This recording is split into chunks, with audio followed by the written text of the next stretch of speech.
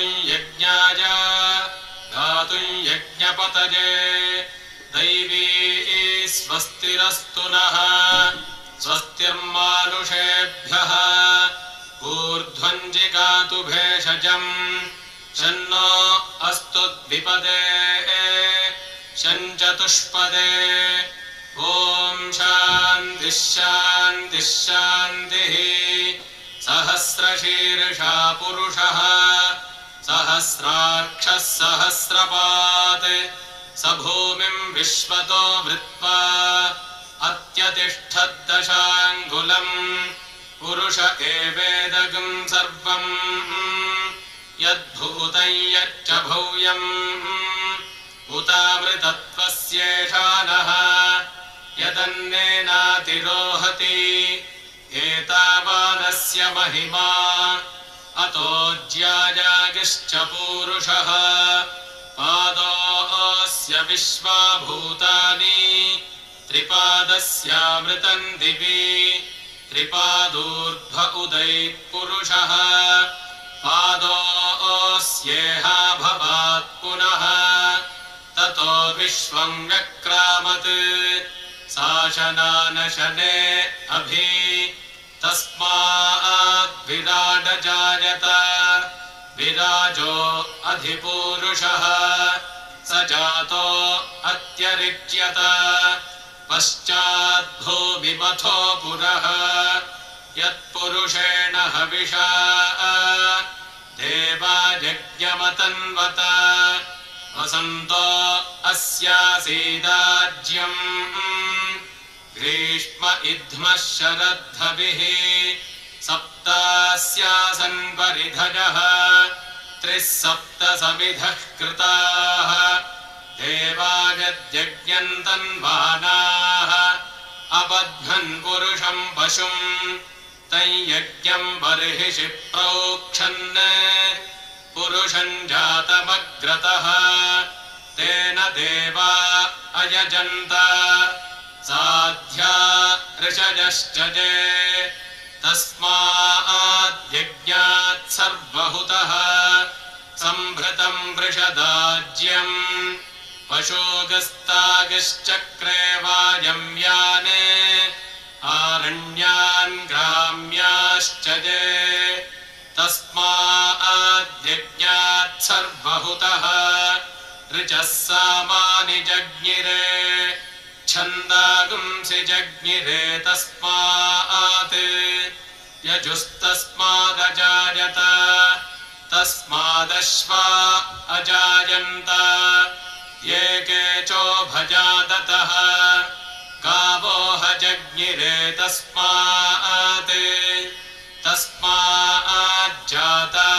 अजावजः यत्पुरुषम् व्यदधुः कतिधा व्यकल्पयन् मुखम् किमस्य कौ बाहू कावूरूपादावुच्येते ब्राह्मणोऽस्य मुखमासीत् बाहूराजन्यः कृतः ऊरू तदस्य यद्वैश्यः अध्यागुम् शूद्रो अजायत चन्द्रमा मनसो जातः चक्षोः सूर्यो अजागत मुखादिन्द्रश्चाग्निश्च प्राणात् वायुरजायत नाभ्या आसीदन्तरिक्षम् शीर्ष्णोद्यौः समवर्तत पद्भ्याम् भूभिर्दिशः श्रोत्रात्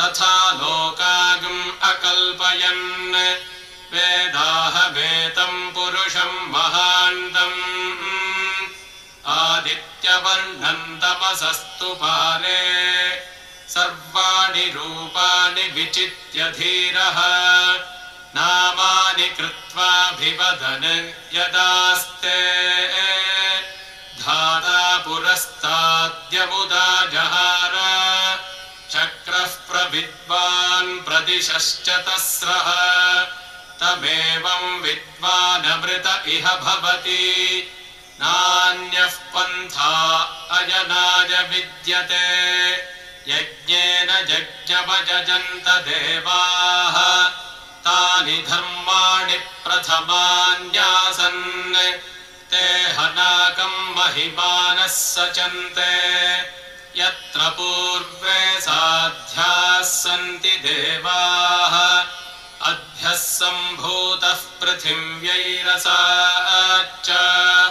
विश्वकर्मणः समवर्तताधि तस्य त्वष्टा विदधद्रूपमेति तत्पुरुषस्य विश्वमाजानमग्रे वेदाहमेतम् पुरुषम् महान्तम् आदित्यवर्णम् तमसः परस्तात् तमेवम् विद्वानमृत इह भवति नान्यः पन्था विद्यते जनाय प्रजापतिश्चरति गर्भे अन्तः अजायमानो बहुधा विजायते तस्य धीराः परिजानन्ति योनिम् मरीचीनाम् पदमिच्छन्ति वेधसः यो देवेभ्य आतपति यो देवानाम् पुरोहितः पूर्वोजो देवेभ्यो जातः नमो रुचाय ब्राह्मये रुचम् ब्राह्मम् जनयन्तः देवा अग्रे तदब्रुवन् यस्त्वैवम् ब्राह्मणो विद्यात् तस्य देवा असन्वशे ह्रीश्च ते लक्ष्मीश्च पत्न्यौ अहोरात्रे पार्श्वे नक्षत्राणि रूपम् अश्विनम् व्यात्तम् इष्टम् मनिषाण अमुम् मनिषाण सर्वम् मनिषाण ॐ शान्तिः शान्तिः शान्तिः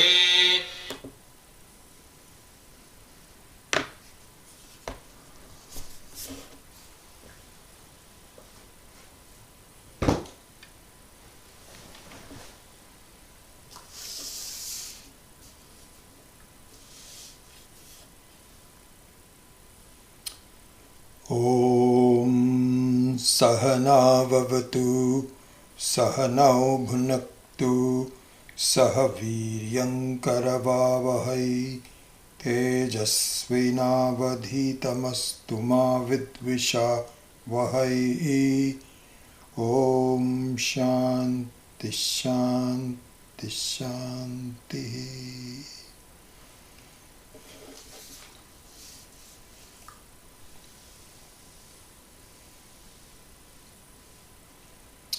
यत् पुरुषं व्यदधुः कतिधा व्यकल्पयन् मुखं किमस्य कौ बाहु कावूरु पादावुच्येते. And this is the question that the Shruti asks itself to make it easier for us to visualize this dimension of our growth in life. And the answer given is Brahmanaha asya mukhamasit Bahu rajanyah kritaha uru tadasya yad vaishyah padbhyagum shudro ajayata. So there's a lot to be said on this whole topic, and so we will continue what we began last week. So so there is a discussion of growth for the human being, because the whole Purusha Suktam is a blueprint of the human growth, individual growth. Here one should understand that there are two visions of two aspects of the whole creation. One is called the microcosm, which is you and I as individuals, or even other living beings for that matter. This is what is called Vyashti. And the other one is the macrocosm, which is not the individuals to get by themselves, but there is a vision of the whole which is called samashti. So these are the two things, vyashti and samashti. Okay. Now, in vyashti, there is growth. In samashti, there is no growth. So this should be understood. So you call like evolution. Is there an evolution? Is there an evolution for the cosmos? Is there an evolution for this earth and sun and so on? So the Shastra says no. There is no evolution because the samashti, the cosmos, is infinite. It's already infinite. And there cannot be any increase in infinity. See, this has to be understood. This is the mathematical aspect of the Srishti. There is a physical aspect of the Srishti, but the physical and the mathematical templates are not dissimilar. They are the same. So from a mathematical standpoint also, there is no evolution. It's not as though the whole cosmos is getting better. It's not as though Ishvara had made some errors and mistakes in his Srishti and he's learning from it and applying it to increase, to improve the whole cosmos. No, it doesn't. It's already perfect, and there's no need to improve it further, and it cannot be improved further because it is infinity, as I mentioned before. Now, when it comes to Vyashti, it is not like that. So the Vyashti means that as an individual, there is an evolution for us. So we do evolve in terms of a path of improvement and progress individually. Yes. And what is the end result of the Vyashti? It becomes samashti. And it becomes samashti not like apraptasya praptihi, but praptasya praptihi. It is really just a samashti already, but it doesn't understand it, and therefore it takes itself to be vyashti. And so the very classical example of that of a room space, finally understanding that I am not just a room space, I am the total space. Or a wave of the ocean that places its identity not in the nama-rupa of the wave, but in the content of the wave, which is water, which is nothing but the whole ocean. So this is the evolution of the Vyashti. Okay. So here I would like to bring another example, which I actually recently presented in last Saturday in the Drikdishya Viveka class.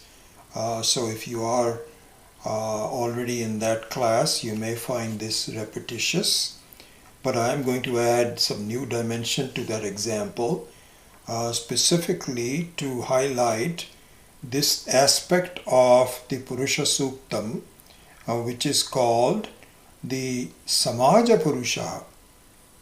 Samaja Purusha. We've already looked at the Yajna Purusha, and now we are looking, as we have already explained this in a couple of classes, we are looking at a different dimension, which is like the social person. Not the individual person, but the social person. Okay.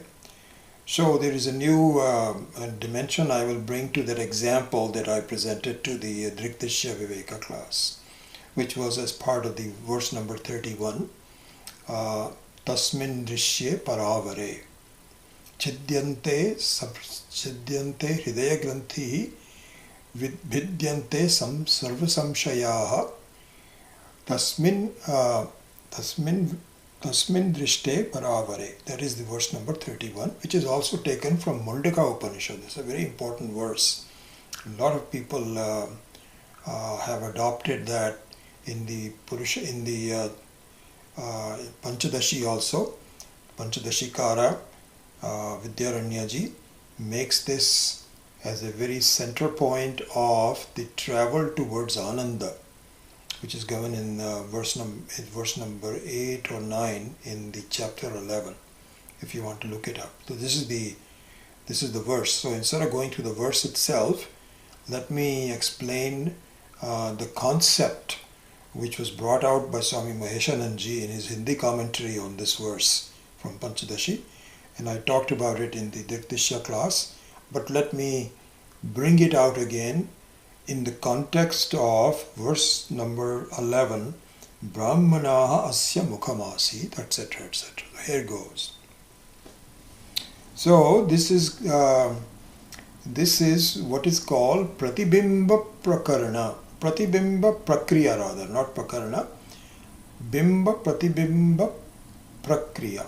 Prakriya means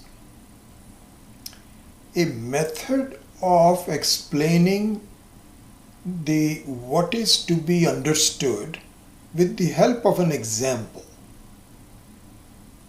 So the example is called Drishtantaha, and the exemplified is called Darshtantaha. Darshtantaha. So the Darshtantaha is our life, you and how we should view our life, and the Drishtantaha is called an example.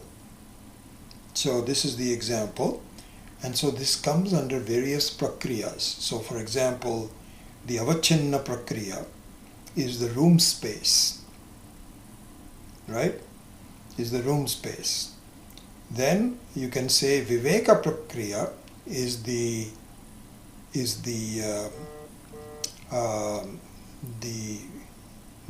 wave of the ocean. It's called viveka prakriya, or some other name also, but viveka prakriya. Avachinna prakriya is one which is an enclosure. It's a seeming enclosure, but it's not a real enclosure. The space can never be enclosed. We should understand that. And so it is just a vyavaharika sat, but in reality it can never be enclosed. But this fact is displayed as an avachinna prakriya so that you can understand our situation, that we think we are limited, but we are not. We are unlimited. So this is one prakriya.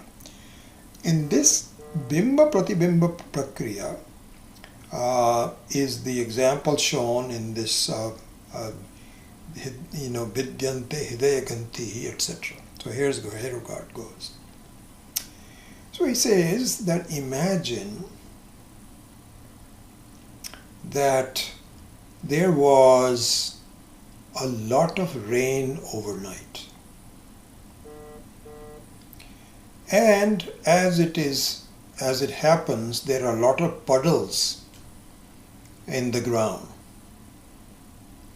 And the rain is now gone, the new day dawns, and clouds slowly go away, and the sun is now shining on these various puddles of water. So what you see is the sun, and then it is reflected in the various puddles of water. So this is the Drishtanta. Okay? And now, if you are viewing both the sun as well as various puddles, not just one puddle, but various puddles, what you will say is, let's say you are seeing 5 puddles. So you're looking at 6 suns altogether, 1 in the sky and 5 on the ground. So if you're counting, you can perhaps ask a youngster, maybe a 2-year-old, so please can you count all the shining suns that you see? The 2-year-old will say, let's see, 1, 2, 3, if he knows how to count. I don't know exactly what age the counting becomes effortless. Maybe 2.5, maybe 3. I don't know. I don't remember. So then the kid will say there are 5 suns. And 5 out of 5, 1 is the original sun, which is called Bimba Surya, and 4 others or 5 others, I think I said 5, so let's say 5, 6 altogether, 5 suns are Pratibimba. Okay. Now, during the day, the sun shines so warm that the puddles start to dry up and the water is evaporating and the puddles are now no longer holding the water. This is the situation. Okay. So now if the parent or the adult who is explaining this to the kid is concerned, it will say there is one real sun and 5 reflected suns. And he can explain the difference between them. So this is an important concept because if you look at your reflection in a very clear mirror, very wonderful, just normal mirrors that we have now, not a dirty, not a broken, not a dirty mirror, but a nice clean mirror that we hold inside of our homes. What you will see is your face is reflected in the mirror. We have to ask ourselves, is the reflected face as good as yours? And on the surface it looks like it is. If the light is quite well, if the room is quite lit, then really your reflection looks as good as your face. But there is a big difference, because in your face comes out a voice, and you can blink yourself, and you can speak, and you can decide to turn the head one way or the other. The reflected face cannot talk. So it is not an exact copy of you, except for a one-dimensional, which is the way the light is falling on your face. It is pretty much the same in the mirror, very close to it. Okay, so this is the thing. So now, similar is this situation that the Bimba Surya, which is the real Surya, and the 5 other Pratibimba Suryas look alike, but they are not a real reflection, because the sun is very warm, whereas the reflected sun is not. It's not warm. So it's just like the sun can talk, but the reflected suns cannot talk. So now, let's just look at this. There are 2 suns. There are 6 suns altogether, and one of them is Bimba Surya. Surya means sun. Bimba means the original. And then you have 5 other Pratibimba Surya. This is the situation. Now, the puddles in the water are being dried up by the heat of the Bimba Surya. And if you keep looking at it, what you will find is, let's say this. Let's make this up. This is the difference between what I presented in the Dikdesha Viveka and here, because there I had given only the example of a single Bimba Surya and a single Pratibimba Surya. Here I am giving the example of 5 Pratibimba Suryas. Okay, so let's say this what happens. You are looking at this small puddle in front of you, which gets dried up before the other puddles, because they still have some more water. Okay? So if that's the case, the sun in the small puddle which gets dried up disappears.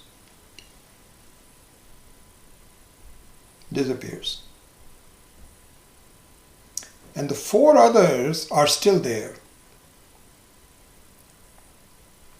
So the question is, where did the one puddle Surya, one Pratibimba Surya go?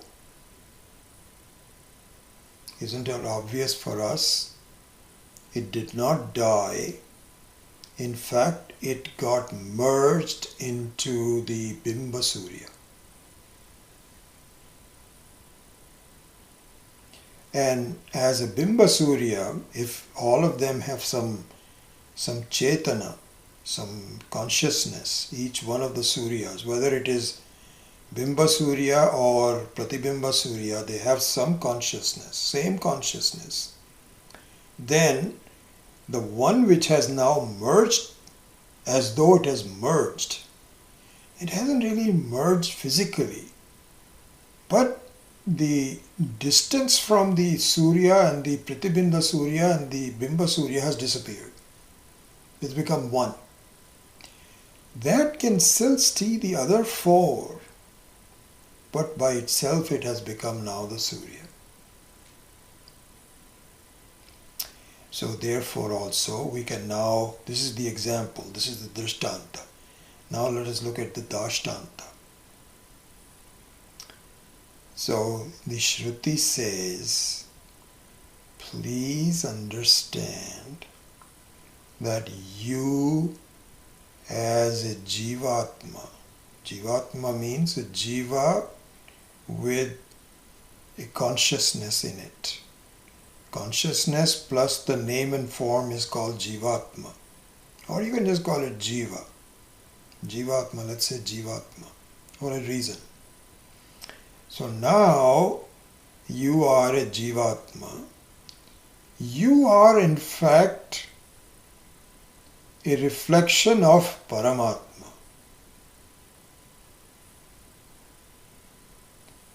And how is it? Because there's only one consciousness. That consciousness appears in you and all the other living beings on this earth by saying I. Like, Swami Maheshananji used to say that. He says, supposing there's a knock on the door and you are saying, who is it? And let's say it is your spouse. The spouse is what was expected to come in through the garage, but he or she could not find the garage door opening, so he or she knocked on the main door. And you don't normally get people to come in through the main door. So you say, who is it? The person will say, I, me. So you say, this is very funny, because I thought the name me is only reserved for me. How come somebody else is saying me? Say, who? So then the other person gets very annoyed. It's me, open the door. It's very cold outside. What are you asking about who's? Can't you see it's me? Everybody shares the same name, me, I. So here, it is not the name of the body, the person or anything, but I. This I is the consciousness. And so really the same consciousness which is in the Paramatma, same consciousness in the Jivatma, same consciousness in all the other Jivas, all the same one. So now, at this point in time, so that's why it is a reflection. Not a complete explanation, but close enough to say it's a reflection. My point is something different, which is you now have a seeming duality. Seeming duality means that you have a Paramatma and you are a Jivatma. and you keep the Paramatma as a Paroksha Vastu. Somewhere the God is there. I'm not quite sure where he is. Everybody has a different theory about where the God is, where he's not, and so on. But you see, this is another interesting thing. If you look at if you ask somebody, hey, did you see David in this room about half hour ago?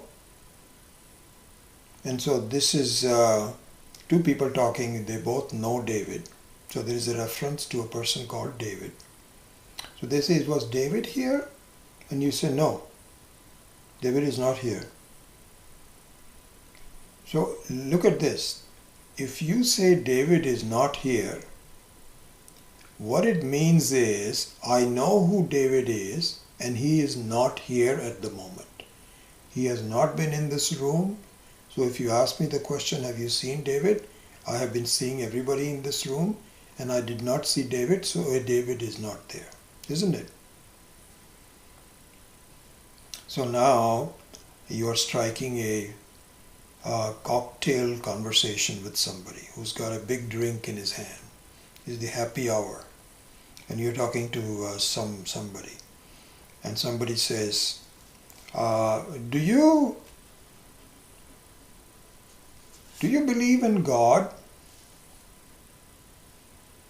And Swami Dayanand used to say that. He says, when somebody asks you like this, do not immediately say, yes, I believe in God.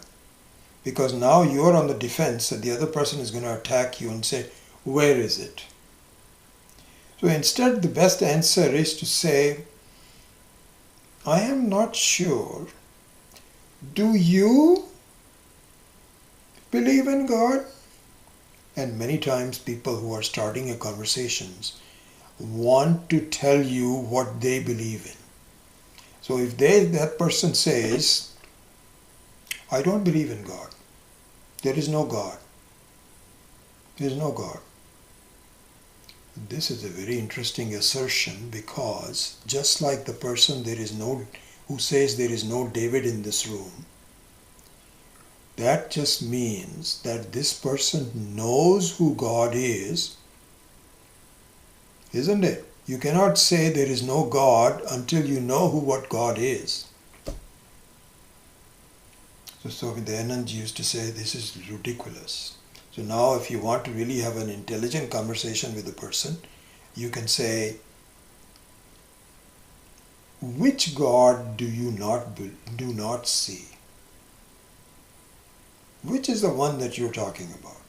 So the person says, the one who will never allow this kind of a thing that is going on in Washington to have occurred. How can there be a God? And so then you can say, what? I also believe there is no such God who is supposed to make everything all right at all the times, no changes, no bad things, no good things. That kind of a visualization of a God, I also agree with you, there is no such God. And you keep quiet. Hopefully the person will say, so what kind of a God do you believe in? Then you can present the whole thesis of Vedanta. Anyway, that's a separate thing altogether. But anyway, so now going back to the example of Jivatma and Paramatma. So there is a seeming duality, just like you have Bimba Surya and Pratibimba Surya. So there are two names, and both are relevant. In terms of the Pratibimba Surya, the Bimba Surya is relevant, and in terms of Bimba Surya, Pratibimba Surya is also relevant. You can even the youngster who, let's say the mother explain how many Suryas were there, and he understands it. He can go to the father and say, Dad, Do you know how many suns I saw? I saw 6 suns. And the dad says, really? You saw 6 suns? Yes, I saw 6 suns. Didn't I, Mom? And the mom said, yep, you saw 6 suns. And then the person can explain. One was on top of the hill, behind the hill, shining, and the other 5 were on the ground. So both of them are relevant. But if the puddle is dried and now there's only 5 suns left, 1 plus 4 copies, and pretty soon if all the puddles get dried up, then the 5 become 4, 3, 2 and 1. But this is exactly what happens when, sometimes the students ask, you talk about Ishvara. Is Ishvara separate from you or is it the one with you? When you say Paramatma, isn't Paramatma supposed to be Paroksha? It's separate from you, isn't it? Because there is no Paramatma here. Just like that person who says there is no David here. There is no Paramatma here. So Paramatma must be someplace else. I know that I am the Jivatma and there is a Paramatma lurking around somewhere. I'm not quite sure where he is because he would not allow this kind of a shenanigans in Washington to go on. This tamasha. But whatever it is his job. I don't know. Okay? So where is the Paramatma? Where is the Jivatma? When this is analyzed, you find that there is no Jivatma. The Jivatma dissolves into the Paramatma just like the puddle Surya dissolves as though, gets absorbed into the Bimba Surya, not Pratibimba Surya. And so at the end of that question, I think it was Suvarna who had asked me this question at the end of the Dvikdeshya Viveka, that do you think that the Maya Shakti is the puddle of water? Yes, but I would clarify it even further. I would clarify it to say it is not just the Maya Shakti which is away from you, but it is your own ignorance, individual ignorance, because the Maya Shakti has been outsourced to each one of us. Just like Ishvara's presence has been outsourced to us, therefore the Maya Shakti also has been outsourced to us. So don't blame some external Maya Shakti. See, that's the real reason why I would say, I would enhance it to say it is not just the external Maya Shakti, which is the power that makes my own ignorance also play games with me. And so this is Ajnanam, my own ignorance. That is the puddle of water. The puddle of water means that I take myself to be a Jivatma, separating the Paramatma from me. And when the ignorance of my own ignorance dries up. And what is the process of drying up? This is the process of drying up. This is the study, thinking, and the instruction from the Shruti. And the process of drying up has 2 dimensions. One is as a Yajna Purusha, and one is as a Samaja Purusha. And we are now studying the Samaja Purusha. So even as a Yajna Purusha, if you say, if that process is complete, see, just look at it that way. Now let's extend this logic to this. If the Yajna Purusha,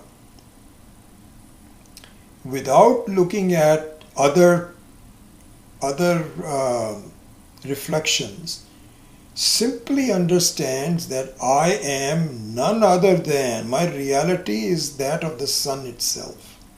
I don't have an independent reality. I appear to be a reflected reality.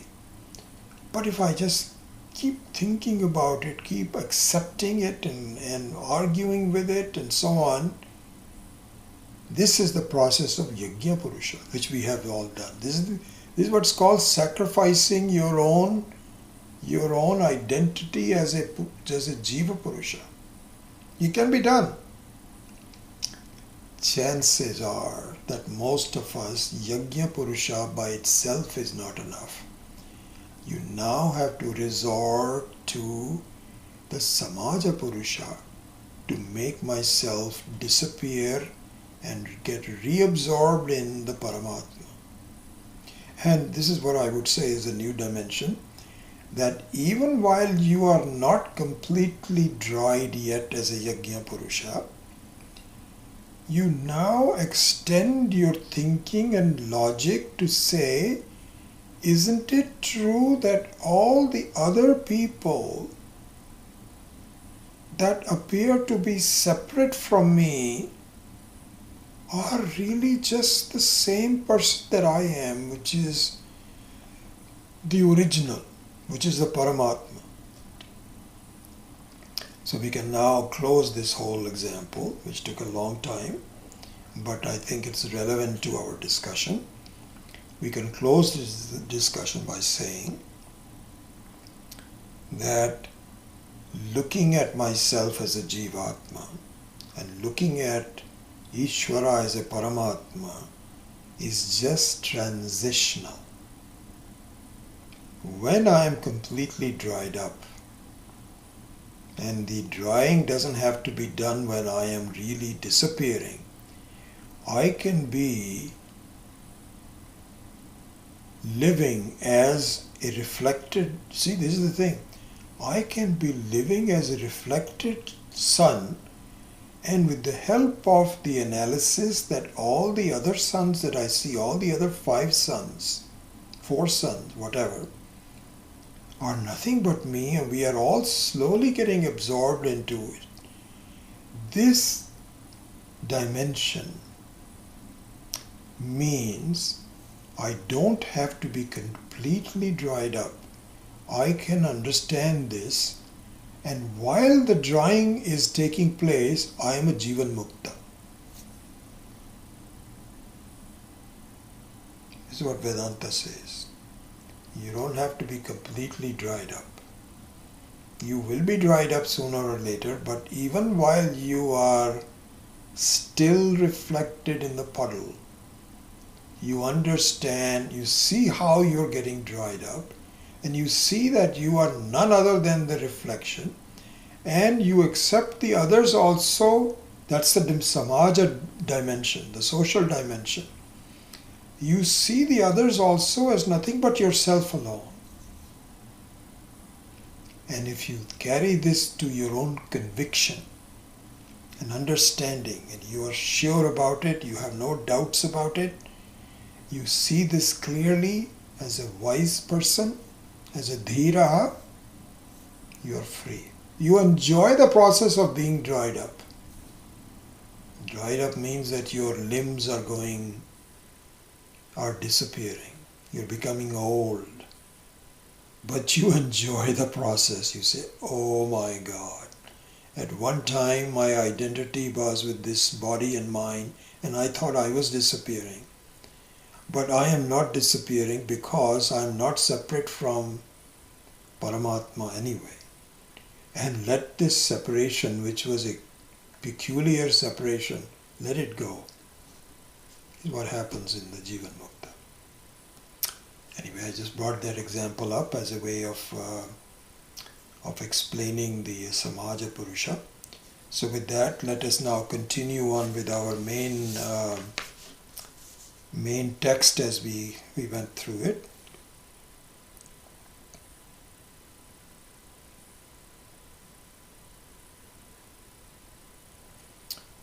Now some interesting new way of looking at this.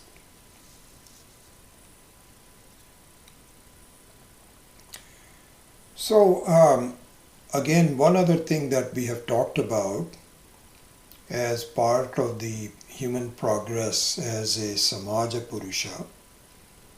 So again, a repetition.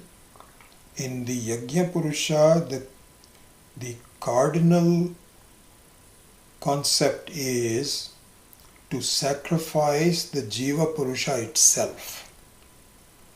Instead of being a separate identity, you just do Ishvara Arpana Buddhi and say, my God, I am nothing but your own reflection, and you and I are one and the same, but at this moment my identity is with my body-mind. Let that also be sacrificed to you. This is the cardinal concept in Yajna Purusha. Okay? In the Samaja Purusha, what is the cardinal? Let me be quiet for a minute. What did we talk about in the last couple of classes as the cardinal concept of Samaja Purusha? Just think over it.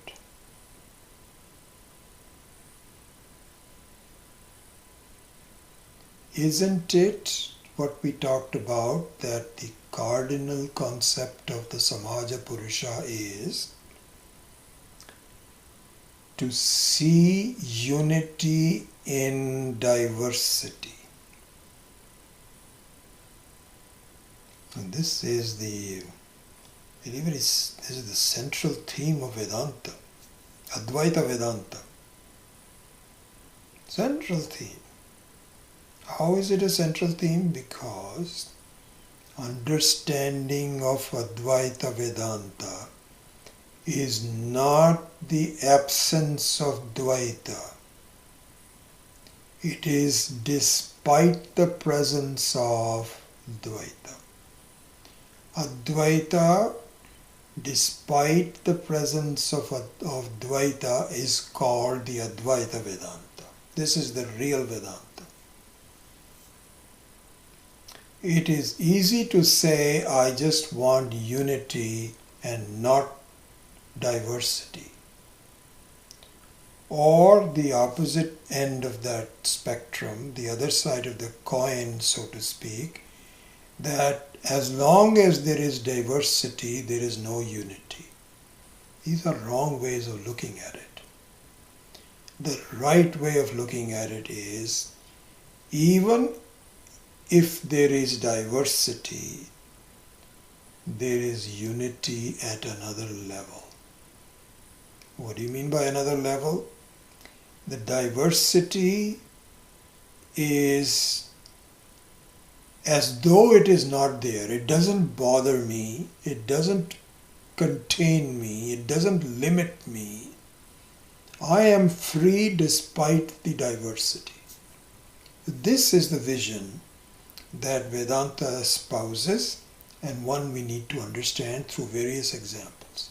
But this is the cardinal concept in Samaja Purusha.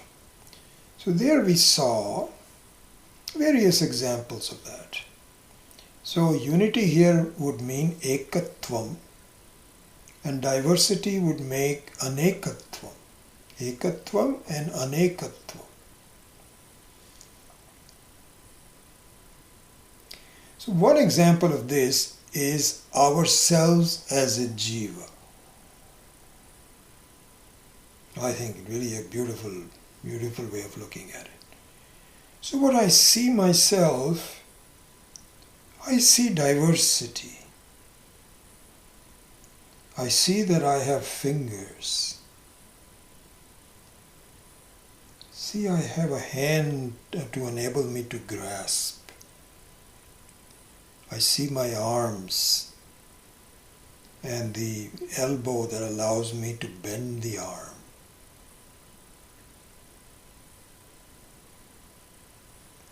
And I see myself with a head and the ability to think and the ability to hear and to talk and to eat and to breathe. Diversity. Amazing diversity. And am I a separate person for each function? That is ridiculous. I am one person. And I find that the various parts sacrifice for my goodness. As we explained last week, that if you're beginning to fall, then the hands sacrifice themselves. They get scratched. But at least the face and the torso and the spine are saved. It's all oneness. And if the teeth bites the tongue, it's very sorry. I'll try not to do that again. There is tolerance, there is love in the diversity. And so we need to look at the whole world in that manner. Don't say it cannot be done. So we will look into all aspects of this. So here I was going to anyway, let's wait until we get to it. There are more things to talk about, and we'll get to on that aspect of it. So then we saw that a unit of this concept of accepting diversity is the marriage system. Not just a casual cohabitation, but a commitment to another person as a marriage. And as we saw in the last class, it is not as though you have to be terribly attracted to someone to be married to that person. This is the holy essence of the Indian marriage system. That you really just look for someone who is relatively compatible to you. Relatively compatible means have the same general age, maybe some difference between the man and the woman, same general education, etc. That's it. And then that's it. Then you get arranged that you are now going to live together. And you're going to be married for the rest of your life. No question of a breakup. I'm just talking about the standard Indian marriage. Now, of course, faults are coming in. That's a different thing altogether. So in this marriage system, what you do is not just procreation, which is an important function of the marriage. The important function of the marriage is the coexistence of two people to create another human being. Very important. But that is almost like secondary to the whole thing. The primary thing is that you both join together in your life to seek Ishvara. This is the original concept. Nowadays, because it is so different from what is going on that you cannot even visualize it. But the whole system of Sandhya Vandanam, of marriage where both of you are spiritually inclined, both of you look upon a goal, Uddesh, what is called Uddeshya, or goal, as something which is securing freedom from both of you, for both of you. This is the concept of the marriage. And as such, the time to practice this and the opportunity to practice this comes about where you sacrifice your selfishness in the for the welfare of the other person. So we saw the examples that if a wife is having some food for herself and some food for the husband, and if the husband says, I really like this, do you have some more? She sacrifices her food. Similarly, he can sacrifice buying something because her need is more than his. Like that. So these kinds of things. Through this practice, you develop the tendency, and you not only, so what happens is that the selfishness is founded on some shaky grounds. And the shaky ground is, the more I look out for myself, the happier I will be. No one else is looking out for me, and I have to do it on my own, and I'm doing it, and it is successful. Not so. Because selfishness leaves a kind of a bitter conscience within you. Oh, maybe I'm not doing the right thing.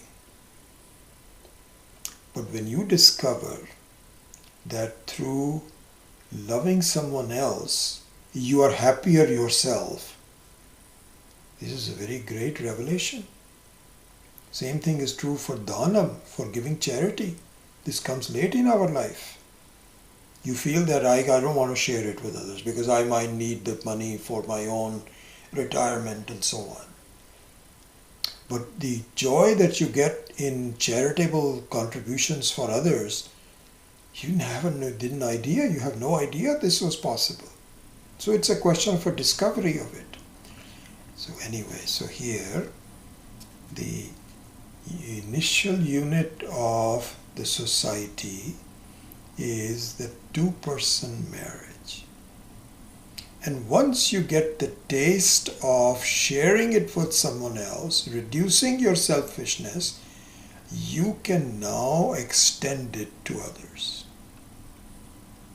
Okay.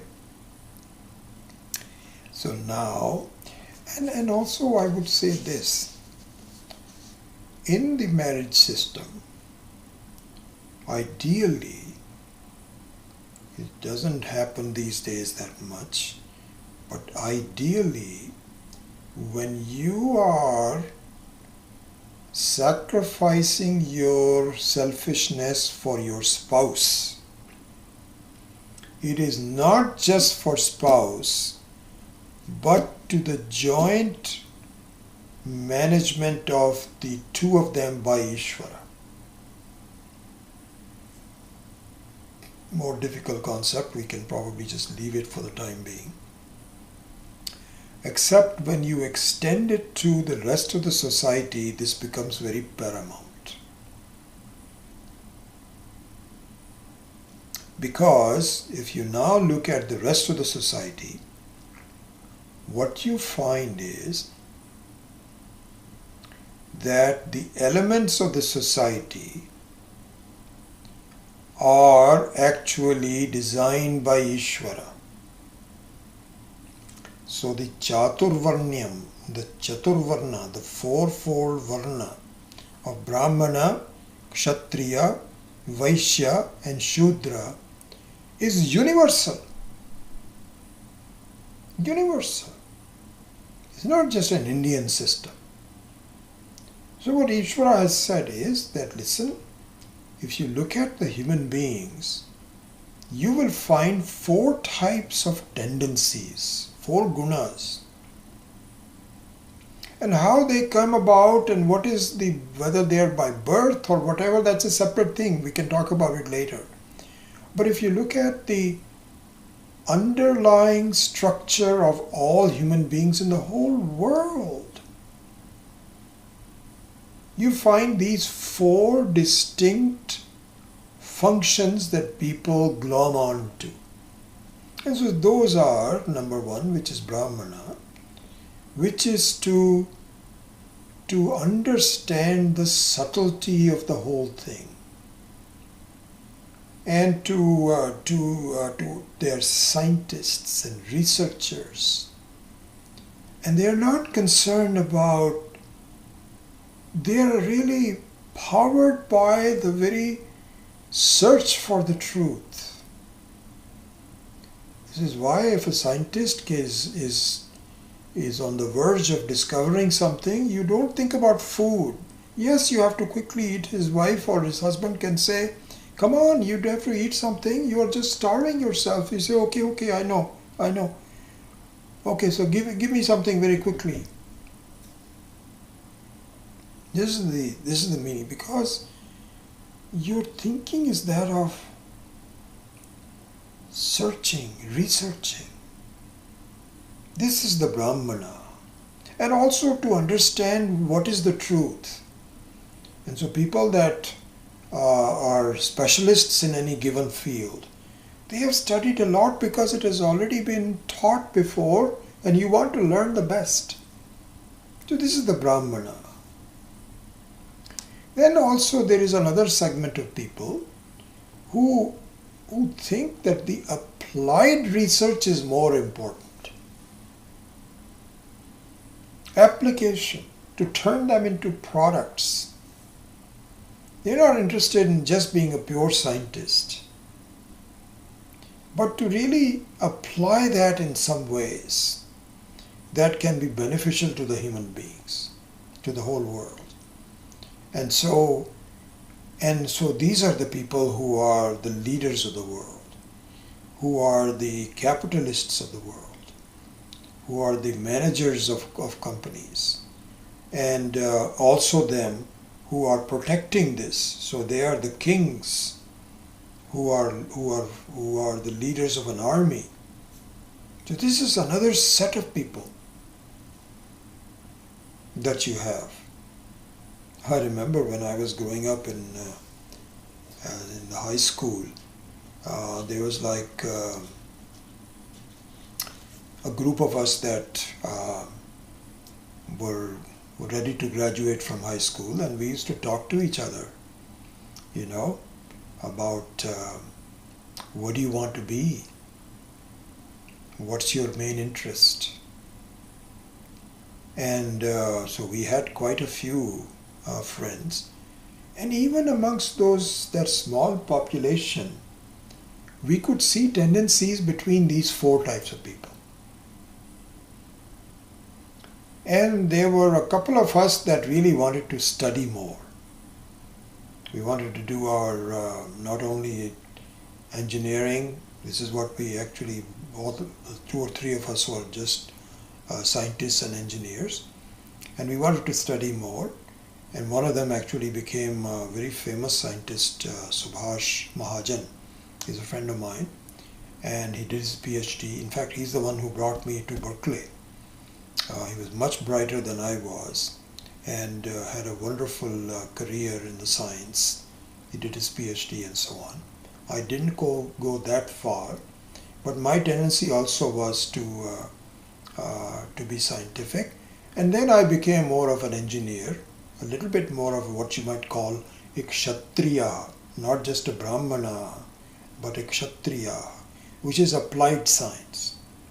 There were also amongst us people who really wanted to make a lot of money. And they were saying that 2 of us friends went to the army. Out of this about 6 or 7 people, 2 of them went to the army. And they were really motivated by that. One of them actually lost a leg in the war in 1965.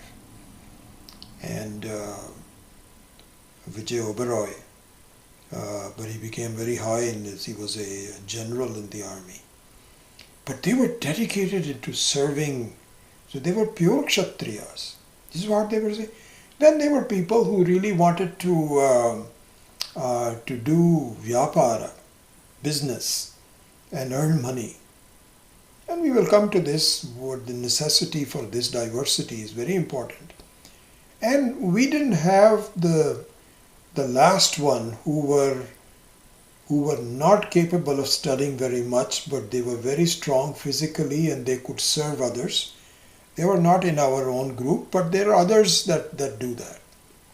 And so you find people who are, I find that many of our workers here that I'm very fortunate to have, these are people from the south of the border, are really great people. They have not studied very much. They are not scholars, but they have a sense of service to the whole world. And they service to, I call one of these people for some jobs, and they're so dedicated, so fast, that I feel like I'm not paying them enough.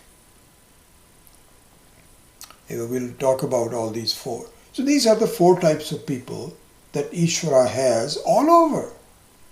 They are not called Brahmana, Kshatriya, Vaishya, Shudra or anything. But if you just analyze the diversity of human beings in the whole world, it roughly falls under these four categories. Now, there are of course variations in the theme, because some people, as I mentioned, if you take me as an example, I was partly a Brahmana because I was really interested in this pure study, but I also became a Kshatriya because I was interested in the applied science as well. And to a certain extent, I also wanted to make money. So I have tendencies for. So there is a mixture. It's not a pure kind of a thing. Anyway, we'll get into that more later on. But now I can leave you with one thing which we are going to pick up on, which is these four varnas, these four classification of human beings is the design of Ishvara. Remember, I think Chris Narayan in the last class had said, I thought that these four varnas were human-made and the Vedas don't talk about it. No. This is the design of Ishvara. Now, what we are going to study next week to carry this thing further is this is perennial. These four different classifications of people will always be there. Okay? Number one. Number two, it is wrong to say that at one time these were in perfect harmony and now they are not, and the whole thing has now broken down. This is not correct. In fact, never in the history of humankind that we know of through our own scriptural books was there perfect harmony. There's always been a conflict in all four of them, which is very natural. And the conflict comes from not seeing the unity in diversity. So seeing the unity in diversity is a very personal goal for you. It has nothing to do with the society. The society always is going to have, there will be ebbs and falls. Now we have we sometimes hear stories about Ravana, he has stolen Sita, and Rama had to come and so on. Do you think what is happening in Washington is not just a reenaction of the whole thing? Isn't there a Ravana in our midst? Isn't truth and democracy not a Sita? Has that not been confiscated? Aren't there good people who are trying to... It's exactly the same thing. This will always continue. For another 50, 60 years, there may not be another this kind of a leader. Very possible. Very unusual. Ravana is not born every day. But lesser Ravanas are always there. I mean, I am really amazed that 136 Congress people, I believe 136 or 126, I forget the exact figure, continue to believe that this election was stolen. It's amazing. And those people are going to be continuing. The top leader is gone, but then the whole thinking is going to continue. So what I'm saying is that the tendencies for conflict between the various types of classifications will always be there. And nowhere does it say in our scriptures that it will disappear one day. So when we talk about Ramarajya, maybe we'll go into this in more detail next time. I don't have enough time today. When we talk about Ramarajya and so on, we are much more concerned about ourselves individually understanding how should I view the whole society so that I improve my own self. This is exactly seeing that really these are reflections of the reality, and they will disappear one day, all into Ishvara alone. So this is the direction of the Samaja Purusha that we are going to take. We ran out of some time, but I will recall all the pieces that we did talk about today, and we will continue on with this discussion about how the Varna system needs to be understood by me for my own growth, not for the society's goal. Let Ishvara take care of the society. Okay? So with that, I'll close the class today, and we will continue with this discussion next week. Om Asato Ma Satgamaya Tamaso Ma Jyotirgamaya Mrityor Ma Amritam Gamaya. Om Purnamadav Purnamidam Purnat Purnamudachyate Purnasya Purnamadaya Purnameva Vashishyate. Om Shanti Shanti Shanti. Harihi Om Shri Gurubhyo Namaha. Harihi Om.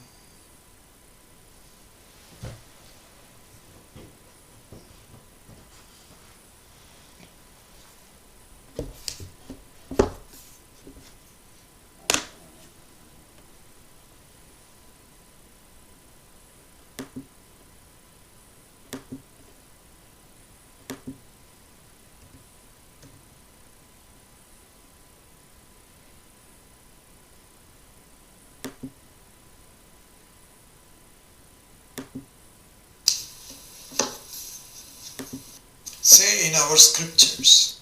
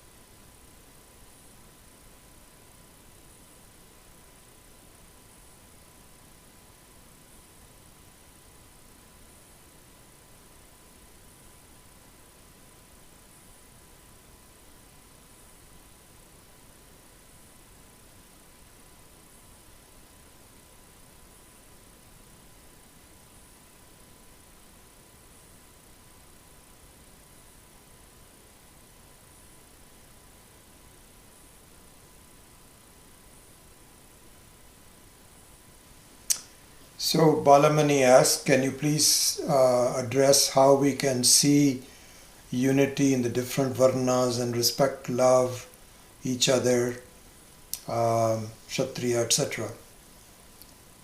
So this of course is the main topic, and we are going to continue to go over this topic, Balamaniji.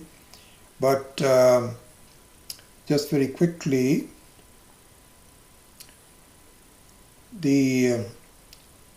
I would say that a very important aspect of viewing the others in this life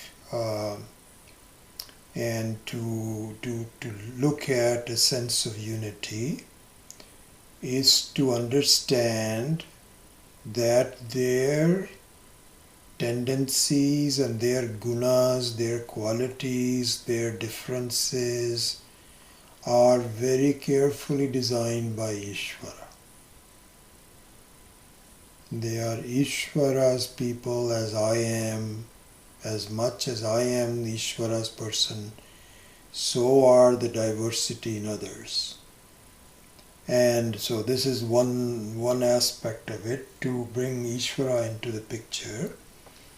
The other aspect of that is that no one varna, one type of a person is superior to the other. There is no sense of there should not be. It's the wrong way of looking at it, is that that there is a hierarchy involved, that the Brahmana is the best. They're not. So just look at, I would say probably just look at your own body. You know, what will you rather give up? Will you give up your brain? Would you give up your face? Would you be completely bereft of your arms and legs? To a certain extent, you can still live if you have no arms and legs. Yes, true. But in general, if you look at what you are willing to sacrifice, you know, it's I think one of the Swamis had given this example. I think Swami Chinmayananji had given this example, that this woman comes to this Swami and says, "Sir, I am a very unfortunate person." So the Swami says, "Why? Why do you call yourself unfortunate?" She said, "You know, I've always been so poor, and I've never been able to make enough money like my neighbors do, and this, that, or the other. And I don't know, I'm very unsuccessful." So Swami says, "How much money do you think you have?" She says, "Sir, I'm retiring and I have less than $50,000 and I'm in bad shape and I can't do this," and so on. People have made millions of dollars. So he says, "Okay, I'll tell you what. Can you give me your right hand and I'll pay you $500,000 to get your right hand cut off." She says, "No, sir, no, I cannot do that. No. What am I going to do with $500,000 if my right hand is not there?" So Swamiji says, "Okay, write it down, 500,000. Then he says, "Okay, what about your eyes? Suppose I donate your eyes and we'll give you $5 million each. So that's 5,500,000. Write it down. Were you willing to do that?" She says, "No." Swamiji says, "Look at this. Your neighbor, so if you count the value of your whole body that you are unwilling to part with, it comes to $27,500,000. Your neighbor has got 29 million. Frankly speaking, there isn't much difference between us, one way or the other. Everybody is important. So one aspect to love others is to see that they are personally designed by Ishvara, number one. Number two, no one is superior or inferior. They all have different, diverse functions as part of the body. And also another thing is, you should not try to see that I wish everybody was like this, as though this diversity doesn't make any sense. Everybody should be like this. In fact, that's exactly what is happening in this modern racist regime. That we don't want people from Mexico coming here, they are rapists and so on and so forth. Do you know what will happen if the people from Mexico were not here? What will happen to our society? What will happen to our economy? I am amazed that people are willing to work for $10 an hour, sweat and tears the whole day, digging the ground. I myself have taken advantage of them. I look at their bodies and say, my goodness, I'm underpaying them. I couldn't do that. So really all aspects of the society are needed. So to look at the diversity from that standpoint is really seeing the unity. So the unity is really the vision of Ishvara. Diversity is also the vision of Ishvara. Unity is also the vision of Ishvara. Just like you have a vision of yourself as a person, even though there are so many diverse parts to your body. This is not rocket science. This is how we can see the unity in different parts of the world. Okay?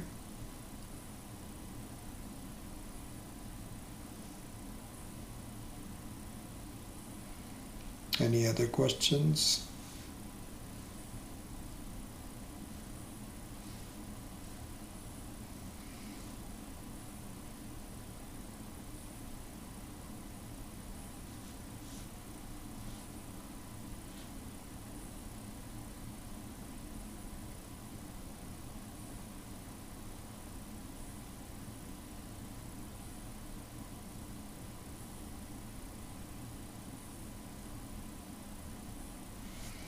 I don't see any other questions. Thank you all for being here tonight, and we will continue this discussion of the Samaja Purusha in the next week's class. Okay? All right.